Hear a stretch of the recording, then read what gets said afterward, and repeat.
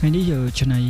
លុយ 2000 រៀលដើម្បីបដូរបរិយាកាសមករត់នៅ Start Olympic ចឹងជាដំបូងខ្ញុំចាប់ផ្ដើម warm up មុននឹងធ្វើការរត់មែនទែនទៅការរត់បានផ្ដល់នូវអត្ថប្រយោជន៍ជាច្រើន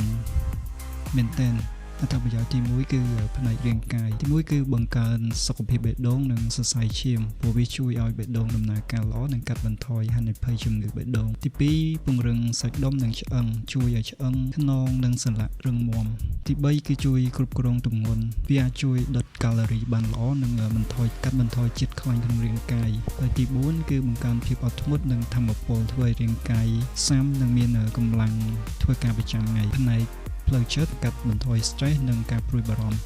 ការរត់វាជួយបញ្ចេញអរម៉ូនល្អ endorphin ធ្វើឲ្យមានអារម្មណ៍សុខស្រស់ស្រាយហើយទី2គឺធ្វើឲ្យគេងលក់ស្រួលជួយឲ្យគុណភាពនៃការគេងល្អប្រសើរហើយទី3គឺបង្កើនទំនុកចិត្តលើខ្លួនឯងហើយអត្ថប្រយោជន៍3ហ្នឹងគឺផ្នែកសង្គមគឺបង្កើតមិត្តភាពថ្មីអាចរត់ជាក្រុមឬអាចចូលរួមព្រឹត្តិការណ៍រត់ផ្សេងៗហើយចំណុចទី2បង្កើនវិន័យនិងការគ្រប់គ្រងខ្លួនឯងជួយបង្កើតទម្លាប់ល្អប្រចាំថ្ងៃរបស់យើងអញ្ចឹងសរុបមកកីឡារត់គឺជាកីឡាងាយស្រួលមិនចាំបាច់ចំណាយច្រើនតែផ្ដល់អត្ថប្រយោជន៍ដល់សុខភាពទាំងមូល